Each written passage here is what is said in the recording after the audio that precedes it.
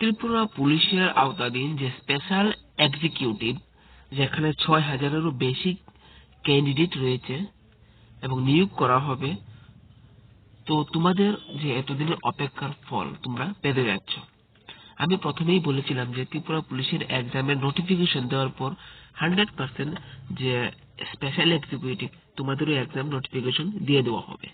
তো আজ ত্রিপুরা পুলিশের যে অফিসিয়াল ওয়েবসাইটে যারা স্পেশাল এক্সিকিউটিভ রয়েছে তোমাদের এডমিট কার্ড ডেট দিয়ে দেওয়া হয়েছে। এডমিট কার্ড কখন থেকে বিতরণ করা হবে সবকিছু দিয়ে দেওয়া হয়েছে। তোমাদের সামনে আমি এখন সেটি দেখিয়ে দিচ্ছি। যখন ত্রিপুরা পুলিশের ওয়েবসাইটে যাওয়ার পর নোটিফিকেশনটি চলে আসবে, সেখানে নোটিফিকেশনে সরাসরি লেখা রয়েছে notice special executive enlistment is going to be started shortly as per rule. Tripura পুলিশের সেটি নিয়োগ করা হবে এবং সেখানে এডমিট কার্ড প্রদান করা হবে এবং সেটি 16 থেকে 25 জানুয়ারি তোমাদের দেওয়া হবে।